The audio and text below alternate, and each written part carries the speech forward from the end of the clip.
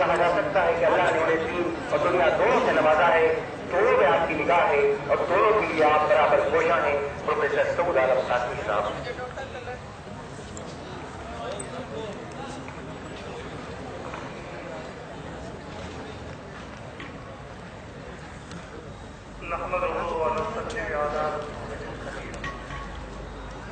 اما بعد قال اللہ تبارک و تعالی یعمل فسر اللہ عملکم ورسولہ والمؤمنون صدق اللہ العظیم۔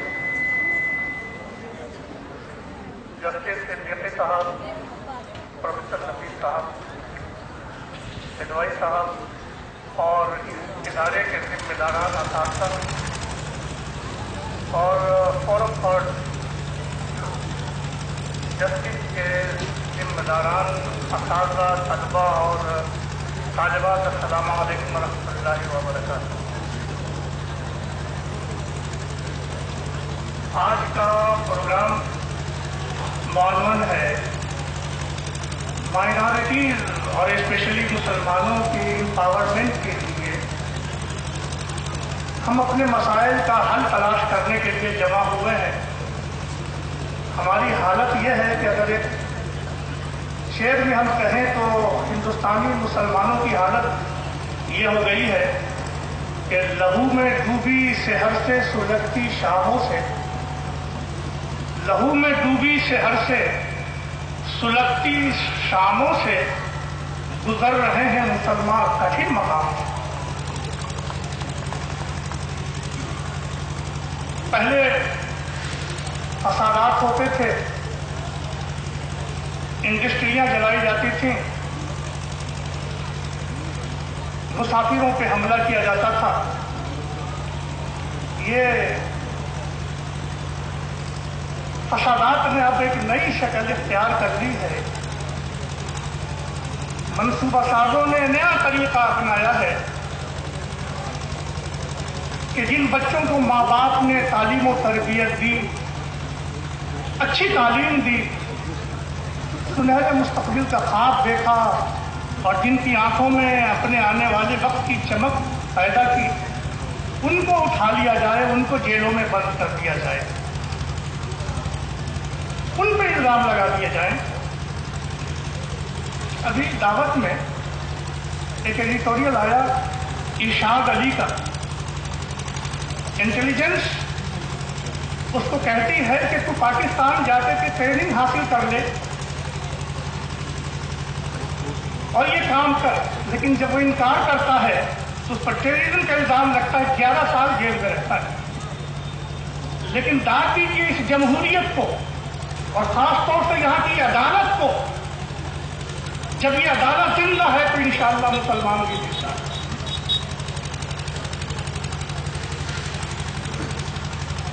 جسٹس صدیقی صاحب یہاں تشریف رکھتے ہیں۔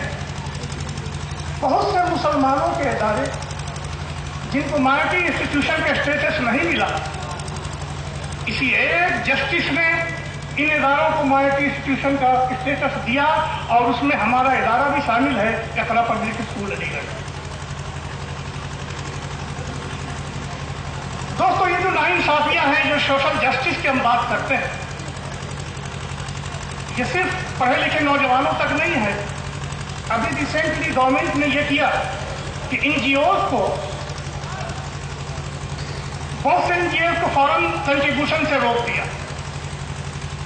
آپ نے سنا ہوگا کئی ہزار کی تعداد میں، لیکن ہوا کیا ہے وہ میں بتاتا ہوں کہ جن لوگوں نے بیک ڈور سے گورنمنٹ کے اس آفیسر کے پاس پیسے پہنچا دیے، ان کو تو اجازت مل گئی، اور ہم جیسے لوگ جو اپنی شیروانی، اپنی ٹوپی پکڑے رہ گئے، وہ محروم کر دیے گئے۔ مرکزی حکومت کا انصافیہ یہاں کرتی ہے، رشوت کا دروازہ کھلا ہوا ہے۔ اگر آپ اس راستے سے آنا چاہتے ہیں تو زندہ ہے، ورنہ زندہ نہیں۔ دوستو، آج سے کوئی 150 سال پہلے حالات اس سے زیادہ بھی خراب تھے۔ 1857 کے بعد مسلمانوں پر ایک بپتا پڑی تھی۔ سر سید نے مسلمانوں کے سامنے ایک مسئلہ رکھا۔ آپ دیکھتے ہیں کہ उनका कायम किया हुआ ये इदारा अलीगढ़ मुस्लिम यूनिवर्सिटी आज एक तनावर दरख्त की शक्ल में मौजूद है, लेकिन सर सैयद ने उसका बीज मुरादाबाद में डाला। सबसे पहला इदारा जो सर सैयद ने कायम किया वो मुरादाबाद में, और दूसरा इदारा जो सर सैयद ने कायम किया वो गाजीपुर में, और तीसरा इदारा जो सर सैयद ने कायम किया वो अलीगढ़ में, जो आज मुस्लिम यूनिवर्सिटी अलीगढ़। डॉक्टर हंटर उस जमाने का बड़ा मुबस्सिर है, उसने अपनी किताब लिखी आवर इंडियन मुसलमान। उसके चौथे चैप्टर में उसने लिखा कि हमने जब हिंदुस्तान की हुकूमत पे कब्जा किया था, मुसलमानों पे हुकूमत संभाली थी, तो हिंदुस्तान की सब कौमों से बेहतर मुसलमान थे, दिमागी सलाहियत में, जिस्मानी सलाहियत में, पब्लिक एडमिनिस्ट्रेशन में और माशी जिंदगी। लेकिन आज ये हालत है कि हमने उनको तमाम आसामियों से खत्म कर दिया, हुकूमत के दरवाजों से खत्म कर दिया। आज सबसे बुरी हालत मुसलमानों की, ये डॉक्टर हंटर ने लिखा। सर सैयद ने देखा कि वो लोग जिन्होंने यहाँ हुकूमत की थी, उनके बेटे और पोते अंग्रेजों का पांव दबा रहे हैं, तो चीख चीख करके रोए थे। लेकिन सिर्फ मातम करने से मसाइल हल नहीं होते। सर सैयद ने कहा, अंधेरी रातों में रोने वालों, जिगर के खून से दिए जलाओ, जमाना देखेगा कि तुमको अगर कहीं हो गया सवेरा। सर सैयद ने रईसों को जमा किया, जैसे अभी रईसों का तस्करा था। उनकी किताब है मुकम्मल मजमूआ स्पीचेज एंड लेक्चर्स। उन्होंने कहा कि लोगों, तुम्हारे पास हवेलियां हैं, तुम्हारे पास बिल्डिंग, पुरानी इमारतें हैं, अल्लाह इनको बाकी रखे। ये तुम्हारे असलाफ की यादगार है, ये लाल किले और इस साल की तुम्हारी इमारतें, लेकिन आने वाले जमाने में ये इमारतें कुछ काम नहीं करेंगी। जमाना बदल गया है, अब ये इमारतें खंडरात में तब्दील हो जाएंगी। जब तक तुम्हारे पास नई तर्ज तामीर, नए जहन, नए इल्म का हथियार नहीं होगा, तुम जिंदा नहीं रह सकोगे। सर सैयद कह रहे, सर सैयद ये कह रहे थे मुसलमानों से कि अब इन पुरानी हवेलियों के कसीदे लिखने से फायदा क्या, नए जमाने की रोशनी लो, जमाना करवट बदल रहा है। ये बात अलग है कि तुम न समझो, मगर जमाना बदल रहा है। चिराग आदि में जल रहे हैं, फूल पत्थर पे गिर रहा है। अब इन पुरानी हवेलियों की जगह तुमको नए जमाने में आना होगा। नया जमाना क्या है? कहा उसके लिए 3 चीजें मैं तुमसे कहता हूं। ये मॉडर्न एजुकेशन जिसको हमने देखा है, सनती इनकलाब के बाद पूरी यूरोप के अंदर कौमें बदल गई। आज ये तालीम अगर हासिल नहीं करोगे तो तुम्हारी हालत नहीं बदलेगी। मॉडर्न एजुकेशन, सर सैयद ने पूरी कौम को आमादा किया कि इस तालीम को हासिल करो। लेकिन सर सैयद ने सिर्फ तालीम को नहीं काफी समझा, तालीम के साथ सर सैयद ने कहा कि इसके साथ तरबियत को जोड़ो, तुम अपने दीनी अखलाकी कदरों को जोड़ो। इसलिए कि तालीम वो तालीम है जिसके साथ साइड इफेक्ट भी इसके, मॉडर्न दवाओं के साइड इफेक्ट जिस तरह से होते हैं, इसी तरह इस तालीम के साइड इफेक्ट हैं। जब तक इनको अखलाकी तरबियत बच्चों को नहीं दोगे और जब तक अपना दीन, अपनी सकाफत, अपना मत, अपनी तहजीब इनको नहीं सिखाओगे, ये मुसलमान नहीं रह पाएंगे। लिहाजा तालीम के साथ तरबियत को जोड़ो, ये सर सैयद ने उसूल दिए। नतीजा ये है, अलीगढ़ मुस्लिम यूनिवर्सिटी जिस तरीके से दुनिया में उसने अपना नाम कमाया, इसी तरह उन्होंने इस्लामी तहजीबी कदरों को फरोग दिया। सर सैयद ने तीसरी बात जो नौजवानों से कही, ये तालीम को गर्दी पैदा करती है। इस तालीम से तुमको नौकरी मिलेगी, इस तालीम से तुमको ओहदा मिलेगा। कहीं खुदगर्द और सेल्फ सेंटर्ड मत हो जाना। अभी तिवारी साहब ने जिसका हवाला दिया था, सर सैयद ने अलीगढ़ के तलबा को खिताब किया और कहा कि तुमने अगर डिग्री हासिल कर ली, लेकिन तुम्हारे अंदर कौमी हमदर्दी पैदा नहीं हुई, तुम्हारे अंदर कौम की खिदमत का जज्बा पैदा नहीं हुआ, तुम्हारे अंदर कौम के लिए काम करने का जज्बा पैदा नहीं हुआ, तो तुमने कोई तालीम हासिल नहीं की। तुम मत कहना कि तुमने हमारे कॉलेज में तालीम हासिल की। तो कौम के लिए जीना, कौम के लिए मरना, कौम के लिए हमदर्दी करना, ये सर सैयद की तालीम का तीसरा विषय था। चौथी बात जो सर सैयद ने कही कि मैंने यहाँ हॉस्टल बनाया है। क्यों बनाया? 2 बातों के लिए। एक तो यह है कि गवर्नमेंट के कॉलेजेस मौजूद हैं, दूसरे ये कि मिशनरीज के स्कूल मौजूद हैं। क्यों हमने ये कॉलेज कायम किया? गवर्नमेंट के कॉलेजेस में तुम्हारा दीन महफूज नहीं है, मिशनरीज के स्कूलों के अंदर तुमको क्रिश्चियन बना दिया जाएगा। हमने तुम्हें ये माहौल इसलिए दिया है कि तुम यहाँ करके दीनी पस मंजर में मॉडर्न एजुकेशन हासिल करो, आपस में इत्तेहाद के साथ। कोई हनफी है, कोई शाफी है, कोई शिया है, कोई सुन्नी है, कोई हिंदू है, मुसलमान है, मगर एक जगह अगर तुम रहते हो तो तुम्हारे अंदर मोहब्बत पैदा होती है। इससे पूरे हिंदुस्तान के लोगों में इत्तेफाक का एक नक्शा पैदा होगा कि मुत्तहिद होकर के किस तरह रह सकते हैं। शियों के मदरसे में सुन्नी नहीं पढ़ते, सुन्नियों के मदरसे में शिया नहीं पढ़ते, देवबंदियों के मदरसे में बरेलवी नहीं पढ़ते, बरेलवियों के मदरसे में देवबंदी नहीं पढ़ते। अपने अपने इदारे उनको आजादी है, जैसा चाहे रहे, लेकिन ये इदारा वो है कि जहां कौमी नहीं हिंदुस्तान के सारे तबके के लोग पढ़ेंगे, ये एक मॉडल होगा। इसीलिए हरमैन शरीफैन के बाद मुरादाबाद के नौजवानों में तुमसे कहता हूं, अलीगढ़ मुस्लिम यूनिवर्सिटी ये वाहिद जगह है जहां एक मस्जिद में शिया और सुन्नी दोनों नमाज पढ़ते हैं, जहां एक छत के नीचे शिया सुन्नी दोनों तालीम हासिल करते हैं। मेरे दोस्तों, मेरे नौजवानों, हिंदुस्तान के हालात पे गौर करो। सर सैयद ने एक बात कही थी, सिद्दीकी साहब, आपकी खिदमत में बात करता हूं। सर सैयद ने कहा नफरत फैलाने के लिए मजहब काफी है, नफरत फैलाने के लिए मजहब काफी है। क्या मोहब्बत फैलाने के लिए मजहब काफी है? आज 200 साल बाद मैं सवाल करता हूं नौजवानों तुमसे, क्या शिया भाइयों का मजहब सुन्नियों को मोहब्बत दे सकता है? क्या सुन्नी भाइयों का मजहब शियों को मोहब्बत दे सकता है? क्या बरेलवी भाइयों का मजहब देवबंदी और वहाबियों को मोहब्बत दे सकता है?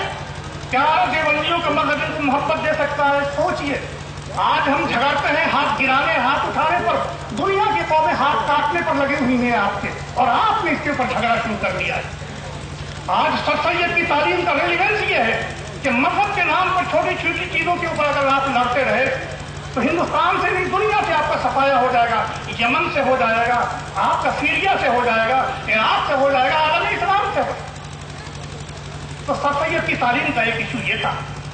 मेरे दोस्तों, आपसे एक बात कहता हूं, जब सैलाब आता है तो एक ही दरख्त के ऊपर इंसान और सांप और दरिंदे दोनों पनाह ले लेते हैं। जब सैलाब आता है, कोई दरख्त आता है तो आदमी भी उसमें बना लेता है, उसी की शाखों पे सांप भी बना ले रहता है।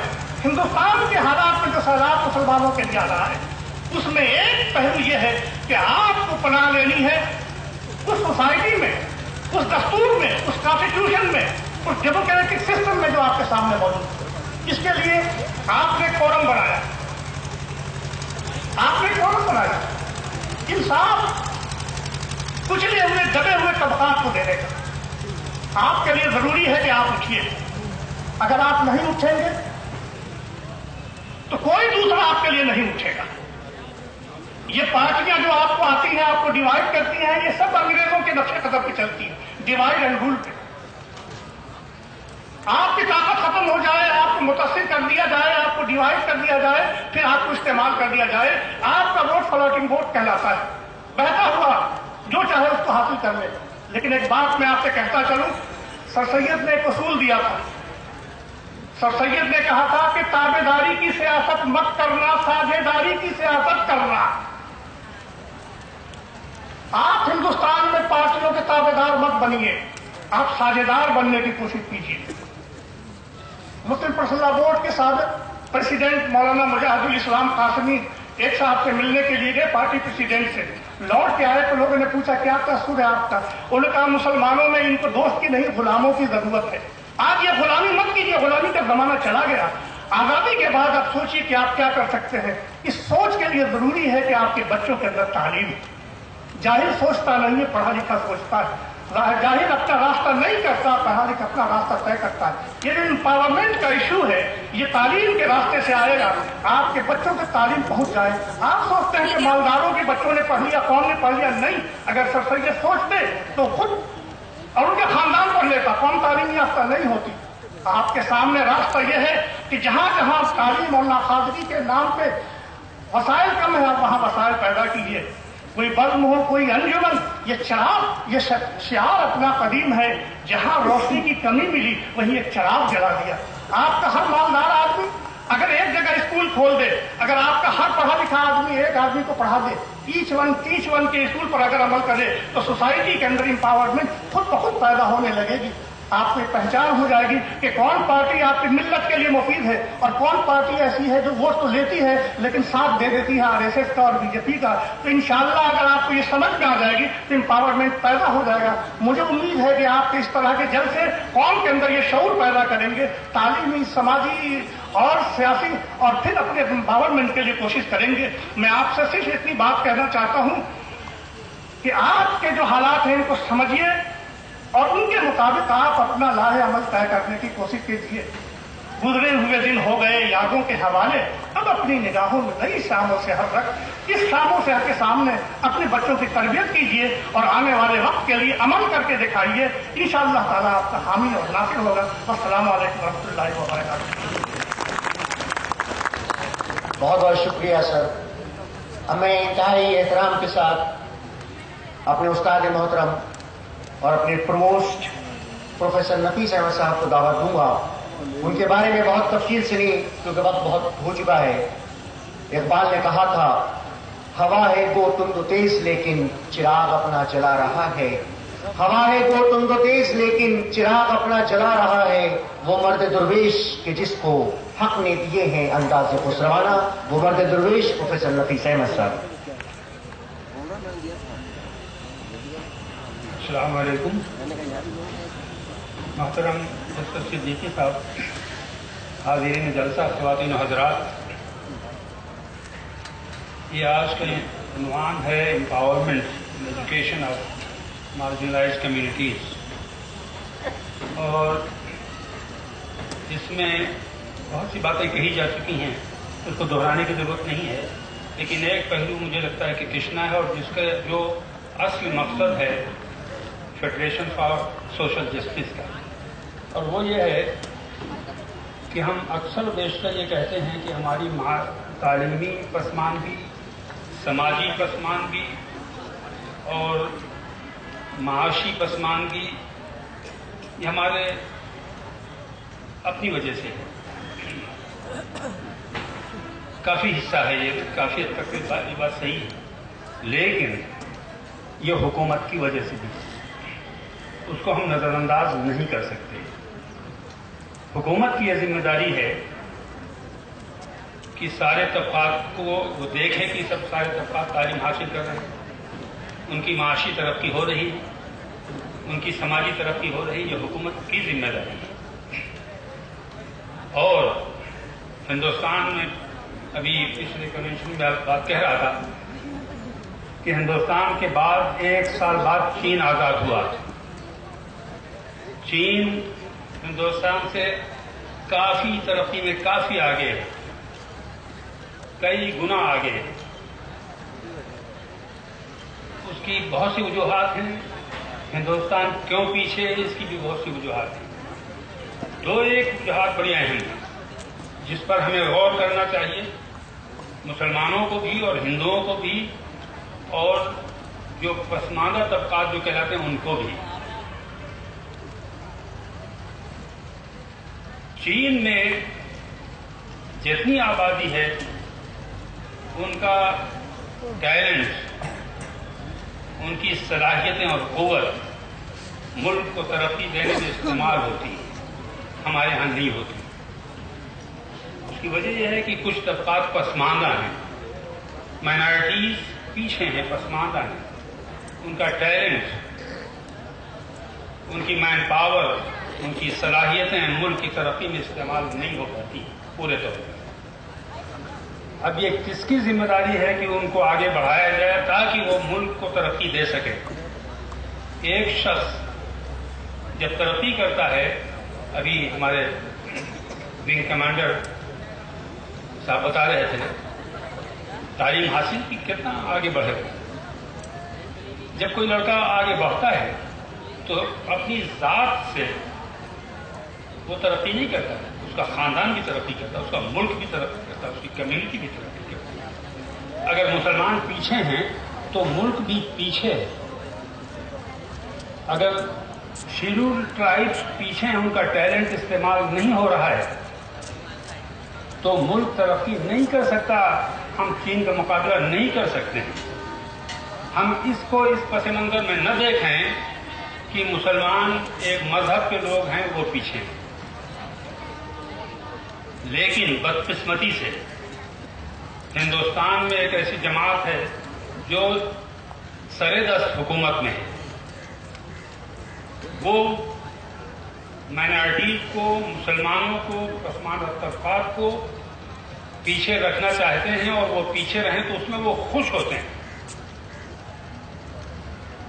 ہندوستان جب آزاد ہوا تو جو شخص پیش تھا، باپو، جس کو محبت میں باپو کہتے تھے، ڈانڈی مارچ کیا اتنا لمبا، ایک چٹکی نمک اٹھا لیا اور اس قانون کو، انگریزوں کے قانون کو اس نے توڑ دیا۔ ہندوستان آزاد ہوا۔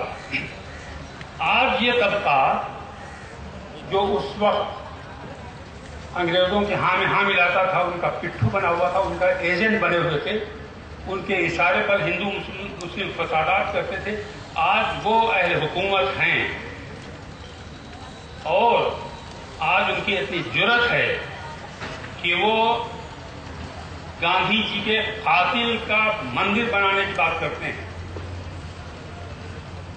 یہ ہندوستان کی بدقسمتی ہے، اور یہ لوگ یہ کوشش کر رہے ہیں کہ مسلمان اور پیچھے چلے جائیں۔ کیا مسلمانوں کے پیچھے جانے سے ہندوستان ترقی کرے گا؟ ایک پرانی مثل ہے بہت مشہور، ترا اژدہا کر بود یار غار، ازاں دے کی جاہل بود غمگسار۔ تیرا اگر اژدہا سانپ بھی دشمن ہو، دوست ہو، ترا گر اژدہا گر بود یار غار، گہرا دوست ہو، ازاں دے کی جاہل بود، وہ اس سے بہتر ہے کہ تیرا دوست جاہل ہو۔ اس وقت ملک ایک جاہل کے جاہل دوست کے ہاتھ میں ہے۔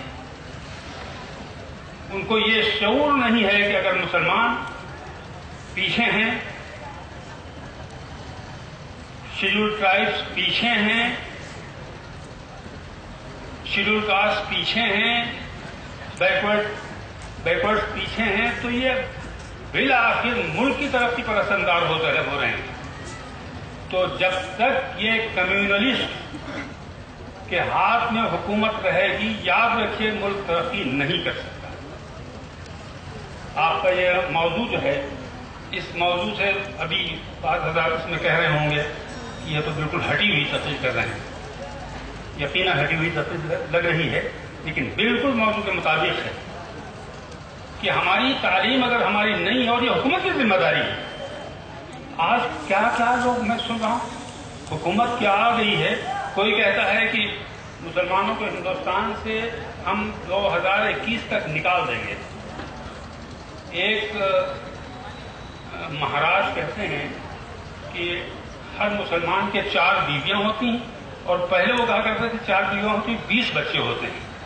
اب وہ کہتے ہیں ہر مسلمان کے 4 بیویاں ہوتی ہیں اور 40 بچے ہوتے ہیں، تو تعداد بڑھا دیا۔ میں پوچھتا ہوں ان مہاراج سے، میں نے ایک صاحب سے کہا کہ بھائی مہاراج صاحب سے ذرا میری طرف سے کوئی سوال کرے کہ صاحب کوئی ایک مسلمان کو آپ وہ بتا سکیں گے کہ جس کے 4 بیویاں ہوں، 40 بچے ہوں، 20 بچے ہوں، 10 بچے ہوں اور 4 بیویاں ہوں، تو وہ بتا سکیں گے؟ میں نے تو آج تک دیکھا نہیں، شاید آپ حضرات میں سے کسی نے دیکھا، اور میں سمجھتا ہوں کسی نے نہیں دیکھا ہو، لیکن ورغلانے کے واسطے یہ کافی ہے، جھوٹ بولنے کے واسطے، دھوکہ دینے کے واسطے یہ کافی ہے۔ میں نے ان سے یہ کہا کہ مہاراج سے پوچھیے گا کہ کیا انہوں نے کسی مسلمان کو دیکھا ہے 4 بیویوں والا اور 40 بچے والا؟ 40 چھوڑیے، 20 پہلے کہا کرتے تھے، 20 بچے والا دیکھا ہے؟ اور اگر وہ کہیں کہ نہیں ہم نے دیکھا ہے، تو آپ پوچھیں کہ مہاراج ہو کے، مہاراج بہت محترم مہاراج ہو کے آپ یہ جھوٹ کیوں بولتے ہیں؟ آپ پھر اس کا اعتراف کیجئے کہ میں جھوٹا ہوں۔ کوئی کہتا ہے کہ صاحب ان کی نسبندی کر دی جائے، ان کی آبادی بڑھ رہی، مہاراج صاحب یہ کہتے ہیں کہ آبادی بڑھ رہی۔ تو میں نے ان سے یہ بھی کہا کہ ان سے جا کے مہاراج صاحب سے یہ کہہ دیجیے میری طرف سے اور ان کا جواب لائیے، وہ یہ کہ جس قوم میں لڑکیوں کی تعداد کم ہوگی اس قوم کی آبادی گھٹے گی. اور اپنی سروے رپورٹ ذرا دیکھیں سنسس،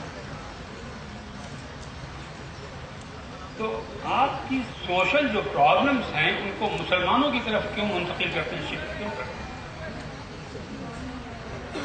آپ اپنے گریبان میں منہ ڈال کے دیکھیے کہ آپ کی معاشرت میں کیا کیا خرابیاں ہیں، ان کو ٹھیک کیجیے. خیر میں تھوڑا سا دوسری طرف آ گیا. میں جو بات کہہ رہا تھا وہ یہ کہ ہمیں اس وقت دو چیزیں کرنا ہے پاور امپاورمنٹ کے سلسلے میں. ایک تو خالی سیمینار سے اور خالی تقریروں سے کام نہیں ہوگا، ہمیں عملی قدم اٹھانا ہوگا. جیسا بھی ہمارے جسٹس صدیقی صاحب اور سعود عالم صاحب اور بعض مقررین نے بات کہی کہ ہمیں عملی اقدامات اٹھانے پڑیں گے اور ہمیں گورنمنٹ کے بھروسے پر نہیں رہنا پڑے گا. ہمیں اپنے طور پہ ادارے قائم کرنا پڑیں گے. میرا تجربہ یہ ہے جسٹس صاحب، آپ کی توجہ چاہتا ہوں کہ یہ جو جس کے آپ سرپرست ہیں اس وقت اور آپ کئی بار جا چکے ہیں، بالکل ہمارے اسکول رورل ایریاز میں ہیں اور بہت غربا، بہت ہی غریب. لیکن میں نے دیکھا کہ اس وقت وہ بہت اچھا اور بہت ہیلدی کمپٹیشن ان بچوں کو دے رہے ہیں جو سینٹ فرانسس سے آ رہے ہیں اور انٹرنیشنل اسکول میں آ رہے ہیں.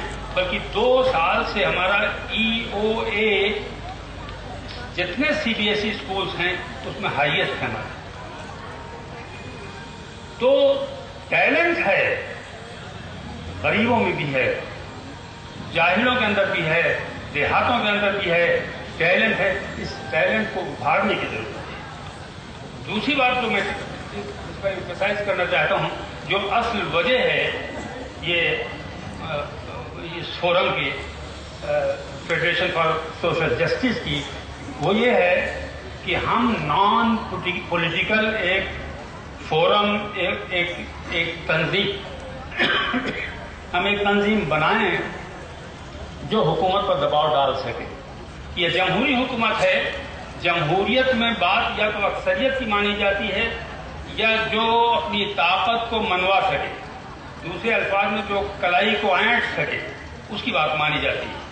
تو اس لیے میں نے کئی لوگوں کو دیکھا، کئی برادریوں کو دیکھا، کئی کمیونٹیز کو دیکھا.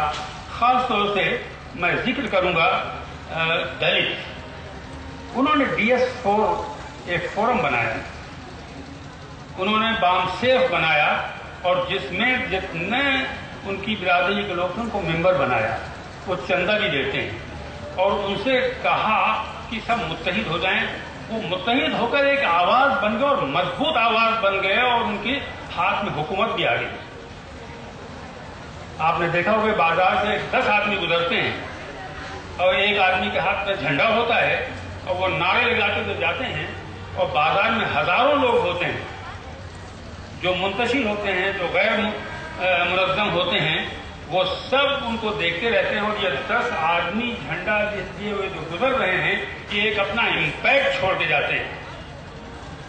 تو اس وقت ایک ضرورت اس بات کی ہے کہ یہ فیڈریشن جس کی بنیاد ڈالی گئی ہے، اس فیڈریشن کو مضبوط کیا جائے اور یہ فیڈریشن ایجوکیشنل، سوشل جو پرابلمس ہیں ان کو بھی دیکھے اور مسلمانوں کو پولیٹیکل ایڈوائز بھی دے. اس سے ہم بڑی ذمہ نہیں ہو سکتے. اس وقت سب سے بڑا میں سمجھتا ہوں مسئلہ یہ ہے، UP کے اندر الیکشن ہونے جا رہے ہیں، ہم پوری کوشش کریں کہ کمیونلسٹ نہ آنے پائیں. ان کے ہاتھوں ملک ترقی نہیں کر سکتا. یہ ملک دشمن ہیں. جو ان کا ایک بہت اہم ذمہ دار آدمی انٹرویو دے رہا تھا، میں نے واٹس ایپ پہ دیکھا کسی نے بھیجا تھا. وہ انٹرویو دے رہے تھے کہ ہمیں مسلمانوں کے اندر تفریق پیدا کرنا ہے، ان کو ڈیوائڈ کرنا ہے اور ہندوؤں کو متحد کرنا ہے. جو لوگ ہندو اور مسلمان کی یہاں یہ ان کی سوچ ہو، کیا ایسے لوگ ملک کو ترقی دے سکتے ہیں؟ اور ہم اس پر خاموش بیٹھے رہیں, ہم اس پر کچھ نہ سوچیں, ہماری کوئی تنظیم نہ ہو. تو اس لیے Federation for Social Justice advise کرے گی کہ ہم کیا کریں اور کیا نہ کریں اس مسئلے میں. ہم سمجھتے ہیں کہ اس وقت سب سے بڑا اس فکر کی ضرورت ہے کہ دیکھیں جو کینڈیڈیٹ, ہماری کوئی اپنی سیاسی تنظیم نہیں, لیکن جو کینڈیڈیٹ ان کمیونسٹ کو ہرا سکے ہم اس کو سپورٹ کریں, پورے طور پر سپورٹ کریں اور جائیں لوگوں کے پاس, کہیں لوگوں سے. ساتھ ہی ساتھ ہمیں جو میں نے کہا کہ بہت سے جگہوں پر ہمیں جگہ جگہ جانا ہوگا, ممبر سازی کرنا ہوگی اور ادارے قائم کرنا ہوں گی, اس کے لیے تنظیم قائم کرنا ہوگی. یہ موقع, یہ جو بات کہنے جا رہا ہوں یہ بہت تفصیل طلب ہے, لیکن اب موقع نہیں, اتنا وقت نہیں ہے. تو اس لیے کسی اور موقع پر میں اس کی تفصیل عرض کروں گا جو میرے ذہن میں ہے. یہاں بہت سے پڑھے لکھے لوگ بیٹھے ہوئے ہیں, ان کے بھی ذہنوں میں کوئی بات ہوگی. تو یہ ایک مشاورتی فورم ہے اور انشاءاللہ آئندہ کوئی اگر آپ پروگرام کریں گے تو انشاءاللہ میں تفصیل کے ساتھ اس کو رکھوں گا. بہت بہت شکریہ. بہت بہت شکریہ سر. مصفی ہم تو سمجھے تھے کہ ہوگا کوئی زخم, تیرے دامن میں تو بہت کام رفو کا نکلا. مجھے یقین ہے کہ ہمارے رفوگر کا کام یہ فیڈریشن کرے گی, اور میں انتہائی احترام سے ڈاکٹر شبستہ غفار صاحبہ کو دعوت دوں گا کہ وہ تشریف لائیں اور فیڈریشن کے تعلق سے اپنے خیالات کا اظہار کریں. ڈاکٹر شبستہ غفار صاحبہ. اعوذ باللہ من الشیطان الرجیم, بسم اللہ الرحمن الرحیم. ڈائس پہ تشریف فرما مہمان, موزین خواتین حضرات, السلام علیکم ورحمۃ اللہ وبرکاتہ. میں خالی 2 منٹ لے لوں گی کیونکہ وقت بہت ہو چکا ہے اور میں آپ کے اور لنچ کے بیچ نہیں آؤں گی. سب لوگ لنچ کے لیے بیتاب ہے. میں خالی جو یہاں پہ اس فورم کی 2 باتیں بہت ساری اسپیکرز نے کہا, میں اس کو خالی اپنے 2 کچھ ایگزامپلس لے کے یہاں بیٹھے ہوئے حضرات سے یہ پوچھنا چاہ رہی ہوں کہ ہم not as a Muslim but as an individual, as a citizen of India, ہم کتنے حساس ہیں, ہماری ریسپانسبلٹی ٹوارڈز سوسائٹی کیا ہے. 2 واقعے میں بتانا چاہ رہی ہوں. ہم اور جسٹس صاحب تعلیمی میدان میں پچھلے 10 سال سے جڑے ہوئے ہیں اور کافی سروے کیا ہے اور کافی چیزیں ہونی ہیں جس کے لیے ہم ابھی بھی کھڑے ہیں, اور کہاں پر ایجوکیشن پروفائلز ہے مسلمز کا وہ بھی معلوم ہے. آج سے 2 سال پہلے, 2.5 سال پہلے 2014 میں اگست میں ہم نے ایک ورلڈ ایجوکیشن کانفرنس کی دلی میں, جس میں مائنورٹیز کو لے کے کہ ان کا پروفائل کیا ہے ایجوکیشن کا اور اس کو ہمیں آگے کیسے اسٹرینتھن کرنا ہے. جو ہم چن کے کسی بھی ریپرزنٹیٹیو کو بھیجتے ہیں پارلیمنٹ میں یا اسمبلی میں, ہم نے اپنے کسی جو ہمارے مسلم کے مسائل کو ریپرزینٹ کرتے تھے تو ہم نے ان کو بلایا, اور جتنے بھی کامیاب, جیسے ہم سچر کمیٹی کو ہم نے بولا ٹھیک ہے اب اس کا علاج کیا ہے, ہم نے کہا ہم سکسس سٹوری دیں کہ مسلمانوں نے پچھلے 20 سالوں میں ایجوکیشن کو کہاں سے کہاں پہنچا دیا اپنے فنڈ سے. تو ہم نے ہائر ایجوکیشن کی کافی ساری یونیورسٹیز کی, میڈیکل کالج کی, اس میں میفیئر ڈگری کالج کا بھی ذکر ہم نے کیا تھا, ایک میگزین شائع کی.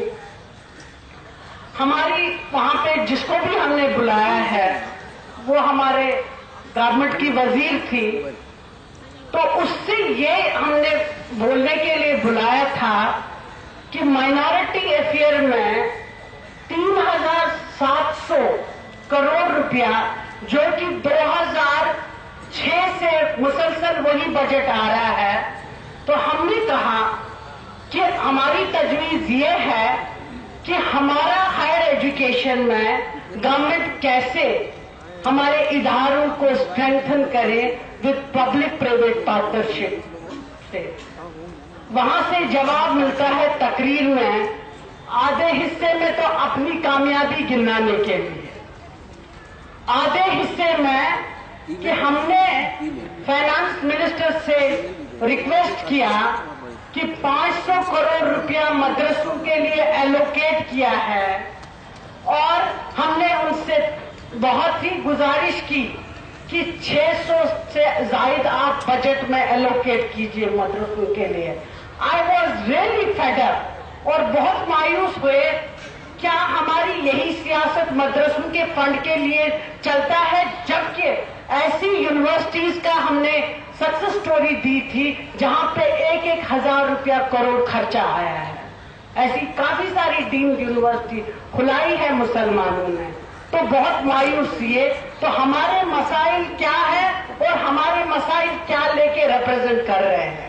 وہی ہے کہ ارد گرد کچھ لوگ میں ابھی بات کر رہی تھی کہ ہمیں لٹریسی کو بڑھانا ہے، لیکن ہمیں ایجوکیٹڈ مائنڈز بنانا ہے کہ ایک ریسپانسبل سٹیزن ہو کے ہمیں ان چیزوں کو آگے بڑھانا ہے.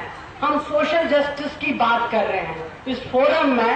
تو ہمارا ایک آبجیکٹو ہے جو ریزولوشن پاس ہوا ہے، اس میں یہ لکھا گیا ہے کہ یہ فورم جو لانچنگ آف گورنمنٹ اسکیم جو بنے گی اس میں ہم مانیٹرنگ کریں گے، گورنمنٹ سے پوچھیں گے. تو ایک وائبرنٹ ایک باڈی بنانے کی ضرورت ہے. تبھی ہم اپنے مسائل کو، اپنے چیزوں کو آگے گورنمنٹ تک لے سکتے ہیں کہ یہ ایک بہت ہی اسٹرانگ فورم ہے اور ہماری ڈیمانڈ یہ ہے that should be in one voice. ایسا نہ ہو، دیکھیں ابھی کافی سارے ایم کے پڑھے ہوئے استاد ہیں، طالب علم ہیں، اور بار بار سر سید کو یاد کرتے ہیں ہم لوگ. سر سید نے انگریزوں کی نوکری کر کے ان حالات میں کیا دماغ پایا تھا، کیا دے کے گئے وہ مسلمانوں کو، جو ابھی تک ہم یہ کہہ رہے ہیں کہ دوسرا سر سید نہیں آیا. اس کی وجہ ہم لوگ، اور میں ان لوگوں کو بھی سیلوٹ کرتی ہوں جو سر سید کے بعد جنہوں نے اس ادارے کو یونیورسٹی کی شیپ دی. ان کا بھی کافی سارا کنٹریبیوشن ہے. That was the commitment toward them جو بھی موومنٹ چلا تھا. لیکن ابھی ہم لوگ بٹے ہیں. ہم اپنے مفاد کے لیے خود مسلمان لوگ الگ الگ لوگوں کی پیروی کرتے ہیں، جس سے ہم کرش ہوتے ہیں. ہمارے ہاتھ میں کچھ نہیں آتا ہے. ابھی کوئی جرنلسٹ ہم سے پوچھ رہے تھے کہ یہاں کے پرائمری اسکولوں میں بہت بدتر حال ہے، لیکن کون ریپرزینٹ کرے ان کو، کون ان اداروں کو امپاور کرے، اسٹرینتھن کرے؟ وہ ایک بہت بڑا کوشچن مارک ہے. ہمیں یونائٹ ہونا ہے، اس کی ضرورت ہے. دوسری بات میں سوشل جسٹس کی بتاؤں، جو پچھڑے ہوئے دلتس ہیں، ایس سیز ہے، ایس ٹیز ہے. 1 سال پہلے حیدرآباد یونیورسٹی میں روہن ویملا کا کیس ہوا. اس نے سوسائڈ کیا، پورے ہندوستان میں تہلکہ مچا دیا. اور وہی وجہ ہوئی جو اس زمانے کی وزیر تھی، اس کو اس کے وجہ سے ہٹا دیا گیا. آج 90 دن ہو گئے، 90 سے زیادہ دن ہمارے ہی کمیونٹی کے نجیب جینیو سے غائب کیے گئے. پورے ہندو فورم جتنے بھی تھے وہ جنتر منتر پہ جہاں جہاں ہو سکے وہ وہاں پروٹیسٹ کرتے ہیں. لیکن مسلمان آگے نہیں بڑھتا ہے. ہمیں کہیں گے تم مسلمان کی بات کر رہے ہو. How can we will be able to do the justice? کسی کو ہم جسٹس کیسے، اگر ہم اس اسٹوڈنٹ کی فیٹرنیٹی کو جسٹس نہیں دے پائیں گے؟ یہ ہم کھانوں میں بٹے ہیں. یہ ہماری ایک ایسی سوچ بن گئی ہے جہاں پہ انگریزی کی ایک کہاوت ہے، وہ کہتے ہیں who will bell the cat. یہ وہ والی بات ہوئی ہے. لیکن ہمارا اب اس پہ تو ہم رونے. یہ میں نے 2 ایگزامپلس دی جو کہ جس پہ سوچنا ہے، جس پہ ہم مجبور ہوئے، اور ایسے ڈاکٹر شکیل کھدوائی صاحب نے اور لائک مائنڈیڈ لوگوں نے یہ فورم کھولا کہ ہم پولیٹیکل بات نہیں کر رہے، ہم کسی کی بات نہیں کر رہے، but we should be the vibrant citizen of India. ہمارے ساتھ کوئی ایسا ایکسپلائٹ نہ کرے کسی بھی طریقے سے. جیسے منصور صدیقی صاحب بتا رہے تھے کہ ہمیں ایسے امپاورمنٹ کرنا ہے اور جس سے ہم ویزیبل ہو کہ ہمارا کنٹریبیوشن ٹورڈز نیشن کیا ہے، کنٹری کیا ہے. اس کے لیے ہمیں مل کے تعلیم کے میدان میں، سوشل جسٹس کے میدان میں، اکنامیکل امپاورمنٹ میں، پولیٹیکل امپاورمنٹ میں، کیونکہ ہمیں اچھے لوگوں کو، ایجوکیٹڈ لوگوں کو اپنا ریپرزینٹیٹو، چاہے وہ کسی بھی کمیونٹی سے ہو، اس کے چن کے ہمیں جہاں جہاں ہماری بات ہو وہاں پہنچانا ہے. یہ تب ممکن ہے جب ہم اپنی ریسپانسبلٹی لیں اور جگہ جگہ ہمارے جیسے اگر بڑے اجتماع ہم نہیں کریں، ایک کانفرنس کی شکل میں، ایک کنسلٹیشن کی شکل میں، اورینٹیشن ورکشاپ کی شکل میں ہم ایسے وائبرنٹ یوتھ کو کریٹ کریں. جیسے منصور صاحب کہہ رہے تھے کہ اسٹوڈنٹ کو ہمیں بھی دکھ ہو رہا ہے، کیونکہ یہی اسٹوڈنٹس جو میں سمجھتی ہوں کہ علی گڑھ موومنٹ جو یونیورسٹی کا تھا، شاید وہ بھی نوجوان تھے جنہوں نے ایک موومنٹ چلا کے والنٹیئر ہو کے، آج کل تو این جی اوز رجسٹر کرتے ہیں، لیکن اس زمانے میں یہ تھا کہ تعلیم کو آگے بڑھنا ہے. تعلیم سے ہم اپنے آپ کو امپاور کریں، اس کا رزلٹ ہمیں ویزیبل ہے. اتنے سارے پروفیسر، ڈاکٹرز، انجینئر، کہیں پہ بھی ورلڈ میں جائیے، علی کا ایک اپنا چھاپ. میں علی نہیں ہوں لیکن آئی ایم ریئلی امپریسڈ علی گڑھ کے یونیورسٹی سے. وہ ایک کمٹمنٹ تھا جس کی لیگنگ ہے.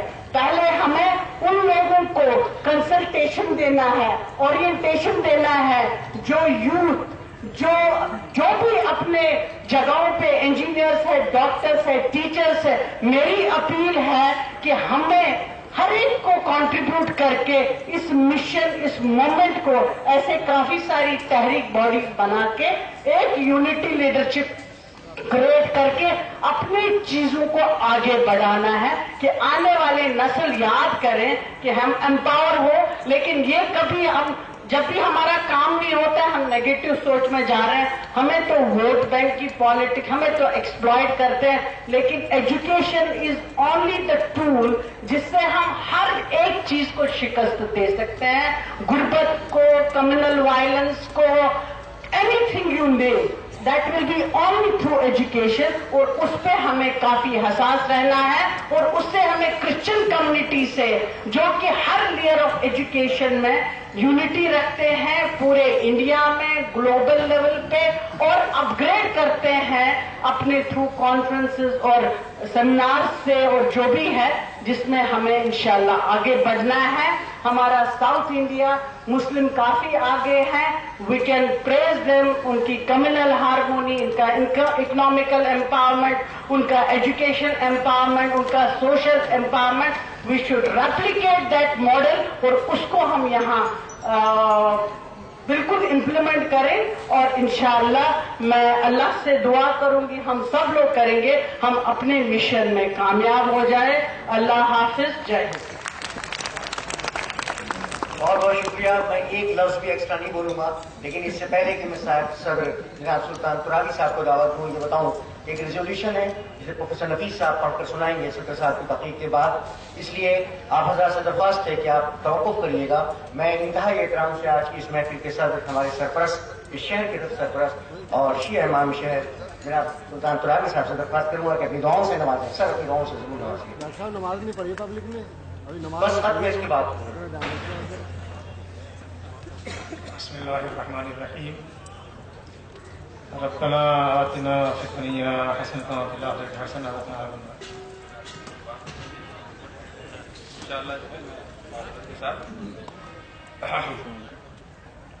This convention, called by the Federation for Social Justice, held today, expresses its serious concern over the fact that notwithstanding the 7 decades of independence, there seems to be no significant improvement in the condition of Muslims, SCs, STs and OBCs and women. They continue to lag behind in the field of education and employment and suffer discriminations at various levels. Muslims are far behind on most social indicators, including health-related ones like access to primary health care, facility, infant and child mortality rate, total fertility rate for child immunization. Access to sanitation is also poor among Muslims. According to a UNICEF study, 50% of Muslim households do not have access to individual toilets and 30% don't have access to potable waters.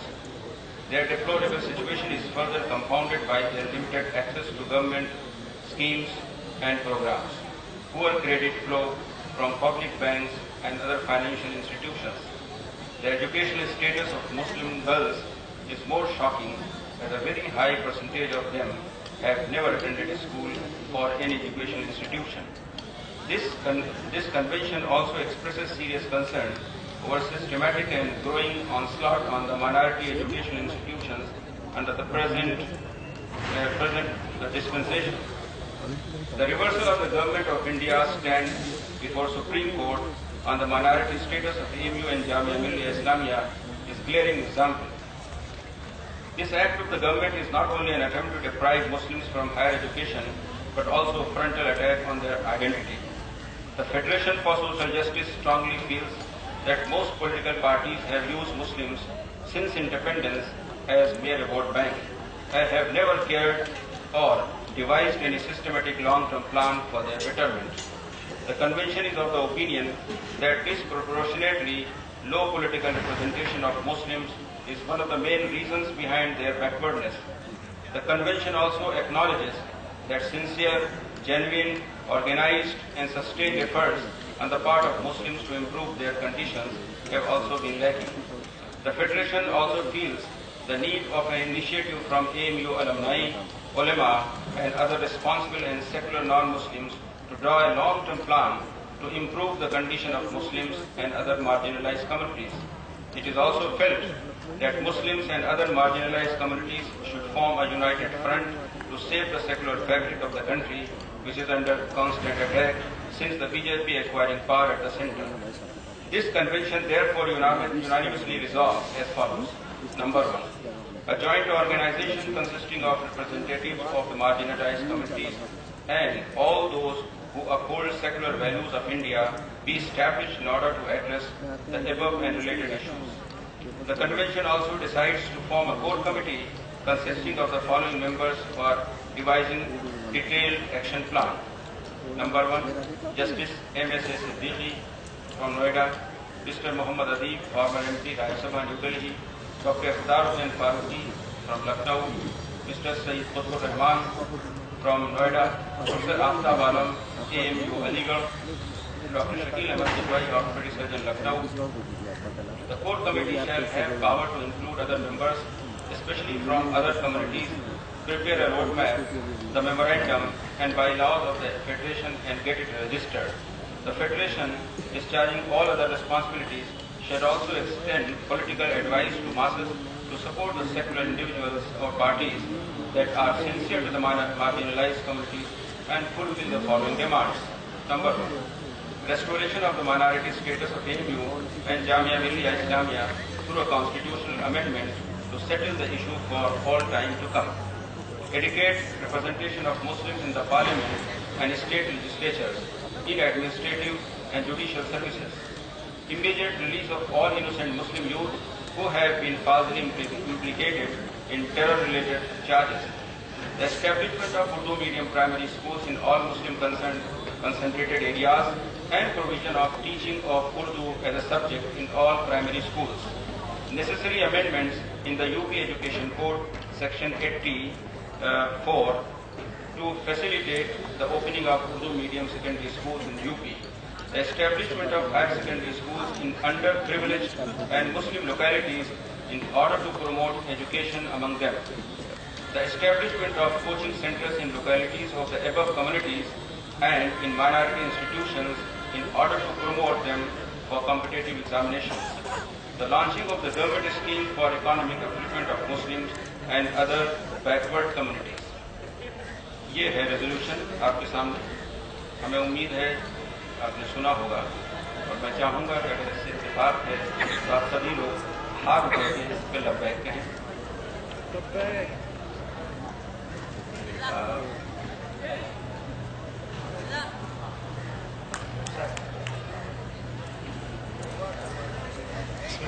बिस्मिल्लाहिर्रहमानिर्रहीम। या अल्लाह, हमारे बुजुर्गान मिल्लत और हमददान कौम जो पैगाम लेकर आए हैं और जो तजावीज़ पास हुई हैं, हमें उन पर हर्फ बहर्फ अमल करने की तौफीक अता फरमा। हमें दौलत इल्म व दानिश से सरफराज व सरबलंद फरमा और ज़ेवर इल्म व हिकमत से आरास्ता फरमा। आने वाले हमें ज़्यादा